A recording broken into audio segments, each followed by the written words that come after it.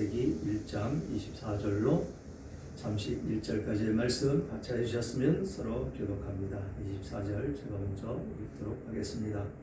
하나님이 이르시되 땅은 생물을 그 종류대로 내되 가축과 기는 것과 땅의 짐승을 종류대로 내라 하시니 그대로 되니라. 하나님이 땅의 짐승을 그 종류대로 가축을 그 종류대로 땅에 기는 모든 것을 그 종류대로 만드시니 하나님이 보시기에 좋았더라. 하나님이 이르시되 우리의 형상을 따라 우리의 모양대로 우리가 사람을 만들고 그들로 바다의 물고기와 하늘의 새와 가축과 온 땅과 땅에 기는 모든 것을 다스리게 하자 하시고 하나님이 자기 형상 곧 하나님의 형상대로 사람을 창조하시기에 남자와 여자를 창조하시고 하나님이 그들에게 복을 주시며 하나님이 그들에게 이르시되 생육하고 번성하여 땅에 충만하라 땅을 정복하라 바다의 물고기와 하늘의 새와 땅에 움직이는 모든 생물을 다스리라 하시니라. 하나님이 이르시되 내가 온 지면에 심에 있는 모든 채소와 씨가지 열매에 있는 모든 나무를 너희에게 주노니 너희의 먹을 거리가 되리라. 또 땅의 모든 짐승과 하늘의 모든 새와 생명이 있어 땅에 기는 모든 것에게서 내가 모든 푸른 풀과 먹을 거리를 주노라 하시니 그대로 되니라. 하나님이 지으신 그 모든 것을 보시기에 심히 좋았더라. 저녁이 되고 아침이 되니 이는 여섯째 날이니라. 아멘. 아멘. 오늘은 창조의 여섯째 날이라는 제목을 지었습니다. 창조하신 마지막 날. 이날 누가 창조가 됐습니까? 바로 우리가 창조가 됐습니다. 그것도 그냥 모든 짐승들은 말씀으로 그냥 창조를 하셨는데 어떻게 하셨다고요? 하나님의 형상을 따라 하나님의 모양대로. 그러니까 하나님의 모양대로 했다고 그러니까 우리가 어떤 모양입니까? 하나님의 모양 그대로 그렇게 받았다라는 것이지요. 그래서 오늘 창조의 여섯째 날인데 하나님께서 땅의 생물들을 각기 종류대로 만드셨다라는 것이지요. 그러나 오늘날 많은 사람들은 진화론을 믿는다라는 것이죠. 예수를 믿지 않는 사람들은 모두 이 진화론을 따라갑니다. 진화론은 세상에서 처음부터 물질이 있었고 그 물질에 생명체가 생겼고 단순한 생명체로부터 복잡한 생명체로 진화해 왔다라고 말을 합니다.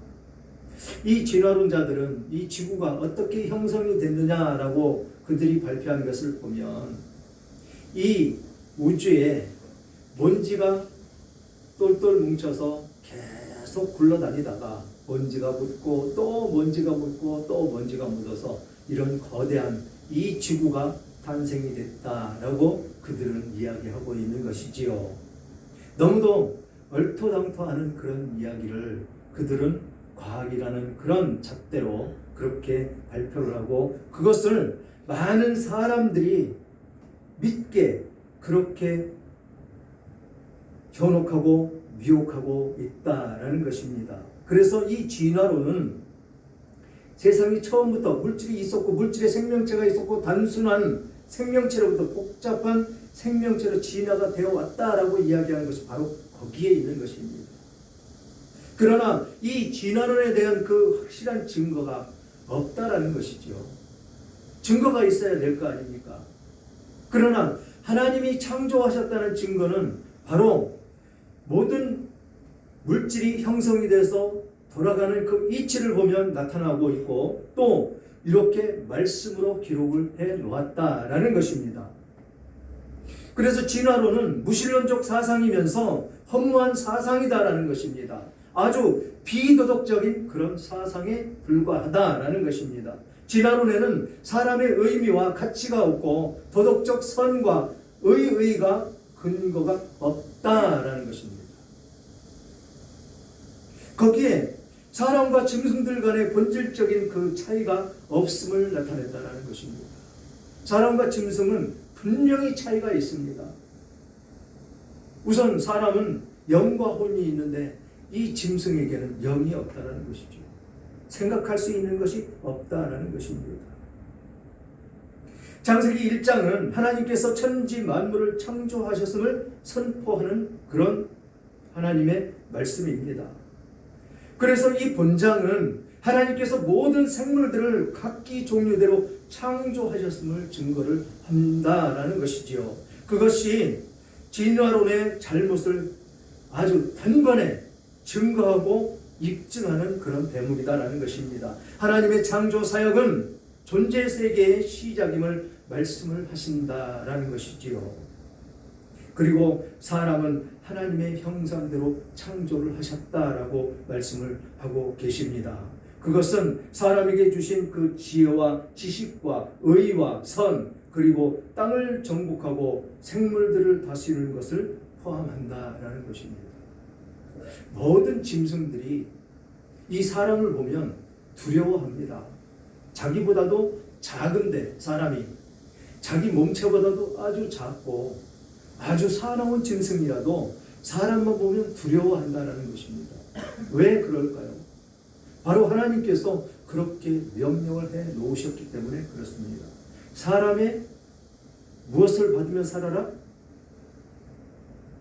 보호를 받고 인도함을 받고 그들을 다스릴 수 있는 그런 영권의 축복을 사람에게 주셨기 때문에 그렇다라는 것입니다.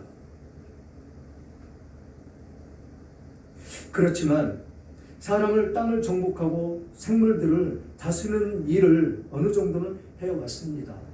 그리고 지혜와 지식, 참된 의와 선을 잃어버렸고 생물을 다스리는 일도 때로는 생물들을 섬기는 그 우상 숭배 행위로 나타났다는 것입니다. 생물들, 이 짐승들, 생물들 이것들을 다스리라고 그랬더니 그것을 신으로 갖다가 섬기고 아주 그런 큰 중차대한 범죄를 저지르며 삶을 살아가는 것이 바로 사람들이다라는 것이지요. 물론 사람에게는 양심이 있고 약간의 도덕성은 남아 있습니다. 세상과 사람의 본성은 매우 제약되고 악인화되어 있습니다. 여기에 하나님의 구원과 구주 예수 그리스도의 복음이 필요한 그런 대목이 바로 여기에 있는 것입니다.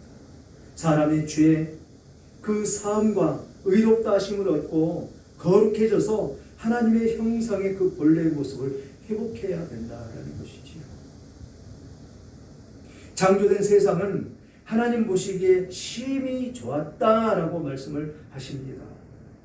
이것은 창세기 1장에서 7번이 언급되는 그런 사실이다라는 것입니다. 본래의 세상에는 평안과 기쁨만이 있었습니다. 그러나 땅에 가시덤불과 그 엉겅퀴가 난 것은 사람이 범죄한 이후였었다라는 것이지요. 사람이 살기에 가장 적합하고 아주 평화로운 그런 땅이었었는데 범죄함으로 말미암아 사람이 이마에 땀을 흘려야 될 수 있을 정도로 이 들에 엉겅퀴와 그런 것들을 하나님께서 자라도록 그렇게 하셨다라는 것입니다. 생물 세계에도 이 사람이 범죄함으로 말미암아서 악화되었습니다. 인간 사회는 더욱 그랬다라는 것이지요. 그래서 수고와 고통과 미움과 다툼, 또한 속임, 늙음, 살인, 죽음, 또 각종 재현재해들, 전염병, 현대사의 각종 대형 사고들, 전쟁 등이 끊임없이 있는 불행한 세상이 되었다라는 것입니다. 그러나 죄사함으로 말미암은 구원은 천국의 영생을 소망을 준다라는 것입니다. 하나님께서는 애초에 계획하신 그대로 사람이 순종만 했다면 이 세상은 진정으로 천국의 삶을 누리며 삶을 살아가는 그런 모습으로 살았을 것입니다. 그러나 범죄함으로 말미암아서 하나님의 이 창조하심이 완전히 다른 길로 가버리는 그런 우를 범하는 그것이 바로 사람들의 모습이다라는 것입니다. 그래서 오늘 그 말씀에 빗대서 하나님께서 마지막 날 무엇을 창조했고 어떤 모습으로 창조했는지 살펴보기를 원합니다. 24절의 시작부터 보니까 하나님이 이르시되 땅의 생물을 그 종류대로 내되 가축과 기는 것과 땅의 짐승을 종류대로 내라 하시니 그대로 되니라. 하나님이 땅의 짐승을 그 종류대로 가축을 그 종류대로 땅에 기는 모든 것을 그 종류대로 만드시니 하나님 보시기에 좋았더라. 이 마지막 날 사람을 지으시기 이전에 생물을 만드셨고 생물을 종류대로 다 만드셨다라는 것입니다. 생물. 그 다음에 가축, 사람에게 필요한 가축을 만드셨고 기는 것, 땅의 짐승을 종류대로 만드셨다라는 것입니다. 그래서 그 짐승들로 말미암아서 사람이 살아가기에 가장 적합하도록 그렇게 만들어 놓으셨는데 그 만들어 놓으시고 보시기에 좋았다라고 하시면서 뭐라고 말씀하시냐면 하나님이 이르시되 우리의 형상을 따라 우리의 모양대로 우리가 사람을 만들고 그들로 바다의 물고기와 하늘의 새와 가축과 온 땅과 땅에 기는 모든 것을 다스리게 하자 하시고 하나님이 자기 형상 곧 하나님의 형상대로 사람을 창조하시되 남자와 여자를 창조하시고 라고 말씀을 하십니다. 남자와 여자를. 그러니까 이 남자와 여자를 창조하신 것은 계획 속에 있었다라는 것입니다. 계획 속에 이 세상을 번성하게 하기 위해서 또는 창대하게 생육하고 번성하는 그 삶을 살게 하기 위해서 남자와 여자를 창조를 했고 뒤에 가서 보면 남자가 독처하는 것이 보기 싫었다라고 말씀을 하시죠. 그러면서 돕는 배필을 지으시겠다라고 말씀을 하십니다. 그래서 여자는 남자를 돕는 배필로 창조가 되었다라는 것입니다. 우리가 일상생활을 하면서 가정생활만 보아도 그렇습니다. 남자들은 거칠고 밖에 나가서 막 활동을 하면서 일을 많이 합니다. 그러나 여자들은 어떻습니까? 그 남자들이 거칠게 하는 것 속에서 남자들이 하지 못하는 일들을 하면서 가정을 이끌어 나가죠. 물론 요즘은 시대가 변해서 남자와 여자가 맞벌이 하면서 그런 사회생활을 하면서 삶을 살아가기도 합니다. 그러면서 똑같이 가정일도 똑같이 그렇게 모습은 변해갔지만 하나님의 근본 원인은 그 서로의 부족한 부분을 채우면서 살아라라고 남자와 여자를 창조하셨다라는 것입니다. 그러면서 하나님이 우리의 모양대로 우리의 형상을 따라 그렇게 지으셨다라는 것입니다. 그러니까 이 세상의 모든 생물들 중에 모든 짐승들 중에 하나님을 닮은 것은 사람밖에 없다라는 것입니다. 또 생각하는 것 모든 것이 하나님의 성품대로 그대로 행하며 살 수 있도록 그렇게 지어 놓으셨다라는 것입니다. 거기에 무엇을 또 주셨습니까? 자유의지까지 주셨다라는 것입니다. 그래서 나 자유대로 자유함을 얻고 살아갈 수 있도록 구속함이 없이 살아갈 수 있도록 그렇게 만들어 놓으셨다라는 것입니다. 어느 누구에게도 구속을 받을 수가 없다라는 것이죠. 그러나 한 가지 예외가 있습니다. 죄를 지었을 때 그때는 죄 지은 만큼 그만큼 그 형벌을 받기 위해서 구속함을 받지요. 별도의 인생을 살아야 되는 그런 인생을 살아야 된다라는 것입니다. 그것 외에 이 사람은 어느 누구에게도 구속을 받을 수가 없다라는 것입니다. 그러니까 이 사회주의자들의 그 추구함을 보면 어떻습니까? 그것은 구속하기 위해서 이 중국에 처음에 제가 98년도에 가보니까 어떤 모습이냐면 한 개 집장 초원씩 이렇게 만들어 놓았습니다.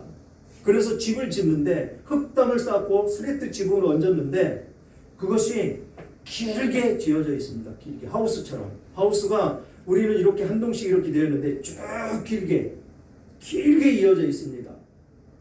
그게 한 촌이 됩니다. 한 촌이 되는데 왜 그렇게 그 집을 그렇게 지어놓고 중간중간 나눠서 가가호호를 나눠놓고 한 대 모아놨느냐라고 물어보니까 통제하기가 좋다는 것입니다. 통제하기가. 그 촌장한테만 무슨 명령을 딱 하다를 하면 바로 전달이 될 수 있기 때문에 그렇게 모아서 집장촌을 만들어 놓았다라는 것이지요. 그러나 우리나라는 어떻습니까? 우리나라 집 지어놓는 그 모습을 내 자유대로 내가 짓고 싶은 대로 그렇게 지어놓고 그렇게 살지 않습니까? 이것이 참 자유함을 얻는 것과 자유함을 얻지 못하는 그 모습 그대로가 나타난다는 것입니다. 통제하기 좋게 하기 위해서. 예를 들어서 그들이 공동 작업을 합니다. 공동 작업을 하는데 그 촌장한테 오늘 어디로 모이라고 그래 한마디 하면 그냥 한마디만 씩 하면 그 사람들이 그 자리에 다 나옵니다. 그래서 통제하기가 좋다라는 것이죠. 우리는 어떻습니까? 우리가 우리 따로 내가 내 땅에 가서 내 자유함을 얻어서 자유롭게 내 농사를 짓습니다. 그러나 그들은 공동 농사를 짓고 그 모습에서 농사를 지은 것 그것을 분배함으로 말미암아 평등하게 먹고 살자라고 그렇게 구성을 하며 살았었지요. 그런데 그들은 어떤 모습으로 변했느냐라는 것입니다. 물론 생각과 가치는 너무 좋았습니다. 불공평한 세상 속에서 빈부격차가 심한 모습 속에서 삶을 살아가는 것보다는 공동으로 일해서 공동으로 분배받아서 똑같이 먹고 살자라는 그런 어떤 슬로건 아래서 이 사회주의 공산국가가 시작이 됐는데 문제는 거기서 끝나는 것이 아니고 그렇게 그들을 모아놨더니 일들을 안 하더라는 것입니다. 일들을. 어차피 시간만 때우고 가면 된다라는 것입니다. 그래서 너무도 그들은 사회적으로 같이 융화가 될 수 없을 정도로 그렇게 게으른 그런 사회민족으로 전락되고 말았다라는 것이지요. 일을 안 합니다. 일을. 모아놓으면 세삽 두고 30분 앉아있고 이게 일이 되겠습니까? 어차피 해야 될 일이라는 그런 사고방식이 전혀 없어지고 내가 안 하면 다른 사람이라도 하니까라는 그런 형식으로 살아가더라라는 것입니다. 그런 사람들에게 이제 물질물명이라는 이 자본주의 사회를 개방을 딱 해놓으니까 그 습성이 버려지질 않더라라는 것이죠. 뭐 하나 시키면 한국 사람들은 바로 해서 보고서를 갖다 놔줘야 되는데 그거 하나 만드는데 하루 종일 걸립니다. 한나절 걸립니다. 그러니 우리는 하나님께서 만들어 놓은 이 대한민국 자유함을 얻으면서 살아가는 이 대한민국을 사는 것이 얼마나 행복이고 축복인지를 그들을 바라보면서 비로소 깨달았다라는 것입니다. 그래서 하나님께서는 우리 형상을 따라 우리의 모양대로 지어 놓으셨는데 그것을 이 사람들을 망각하고 버리는 그 모습으로 살아가더라라는 것입니다. 그래서 자유함을 얻고 내가 먹으려면 열심히 땀을 흘려서 일을 해야 내가 그 소산을 먹을 수가 있다라고 말씀을 하셨는데 그들은 의존적인 그런 사고방식으로 그렇게 일도 안 하고 나태하고 게을러 빠져가지고 그런 모습으로 삶을 살아가더라라는 것입니다. 그리고 그렇게 직장촌으로 해놓으니까 화장실은 공동 화장실, 화장실도 문도 없습니다. 남자나 여자나 문 없는 화장실에 가서 일을 봐야 되고 목욕탕은 더더욱 없습니다. 난방시설 전혀 없습니다. 그런 데서 흙발로 그냥 집안에 들어가서 침대 조그만 거 나무떼기로 만들어 놓은 그곳에서 잠을 자야 되고 그런 모습으로 살고 있더라라는 것입니다. 그러니까 씻는 것은 전혀 할 수도 없고, 목욕탕이 있겠습니까? 불 때는 것도 없는데, 밥 끓여 먹는 것만 겨우 어떻게 만들어서 밥을 끓여 먹고, 화장실은 문도 없고 담도 없는 그곳에서 일들을 보고, 그런 아주 처참한 모습으로 살아가고 있더라라는 것입니다. 그런데 그런 모습이 하나님의 형상을 따라 지어 놓은 그 사람들이 사는 삶의 모습이냐라는 것이지요. 하나님은 우리가 기쁨을 얻고 풍족한 삶을 살기를 원하신다라는 것입니다. 그래서 그런 아주 풍족하게 삶을 살아가는 그 모습 속에서 우리가 즐거워하는 모습을 보면서 하나님은 영광을 받으신다라는 것이지요. 그런데 그것을 망각하고 그런 모습으로 살아가는 그들을 하나님이 보시면서 얼마나 개탄을 하며 한탄하고 계시겠습니까? 그러면서 그들은 예수를 못 믿게 하지요. 예수를 박해하고 예수를 믿는 사람들 가두고 잡아 가두고 아주 형편없이 사람을 못쓰게 만드는 그런 물을 범한다라는 것입니다. 중국에서 유학 와가지고 우리 학교에서 신학을 한 선배가 있었습니다. 그가 중국에서 중국 조선족 교포인데 그렇게 와서 교육을 받고 뜨거운 마음으로 중국에서 복음을 전하다가 잡혀갔습니다. 얼마나 고문을 받았는지 눈이 실명이 될 정도로 그렇게 맞았다는 것이죠. 그분 성경을 보려면 이렇게 봅니다. 이렇게 봐야 겨우 몇 자 이렇게 보고 떠듬떠듬 이렇게 봅니다. 양쪽 눈 실명되고 약간의 시력이 남아있어서 그나마 그렇게 성경을 볼 수가 있다는 것이죠. 그 정도로 그들은 혹독하게 예수 믿는 그 사람들을 끌어다가 그렇게 사람을 병신 만들고 불구자 만들고 죽이고 하는 그런 우를 범하며 삶을 살아가는 것이 사회주의 사람들의 모습이다라는 것입니다. 그런데 오늘 말씀은 하나님이 자기 형상 곧 하나님의 형상대로 사람을 창조하시되 남자와 여자를 창조하셨다라고 말씀을 하고 있다라는 것입니다. 사람을 창조하셨는데 남자와 여자, 아까도 말씀을 드렸지만 왜 남자와 여자를 창조를 하셨느냐라는 것입니다. 그게 그 원인이 여기 있다는 것이에요. 28절 하나님이 그들에게 복을 주시며 하나님이 그들에게 이르시되 생육하고 번성하여 땅에 충만하라. 땅을 정복하라. 바다의 물고기와 하늘의 새와 땅에 움직이는 모든 생물을 다스리라 하십니다. 지금 다스리라고 하는 것은 그 이후의 명령이고 지금 사람을 남자와 여자를 지어 놓으신 그 목적이 생육하고 번성하라라는 데 목적이 있다라는 것입니다. 너희 둘만 지어놨으니까 너희 둘만 사는 것이 아니고 번성하라라는 것입니다. 이게 하나님의 첫 번째 명령이다라는 것이죠. 생육하고 번성하라는 것입니다. 지금 이것이 무너지고 있지요. 생육하고 번성하라는 것이 무너지고 있습니다. 결혼을 해도 강아지 사서 강아지 기르고 있고 아이를 안 낳는다는 것이 아니겠습니까? 이거 하나님을 역행하는 일 아니겠습니까? 하나님의 말씀을 순종하는 것이 아니고 하나님의 말씀을 거부하면서 역행하는 것입니다. 그러니 이 시대는 자꾸 마지막 때로 급속히 달려가는 이런 시대로 달려가고 있다는 것이죠. 하나님을 역행하며 살면 안 된다는 것입니다. 하나님께서 명령하신 그대로 하나님께서 첫 번째 명령인데 뭐라고 말씀하신다고요? 생육하고 번성하라. 그래서 땅에 충만하라 라고 말씀하신 이 명령이 첫 번째 명령인데 이것을 안 지킨다면 어떤 벌칙이 또 이 땅 가운데 내려지겠습니까?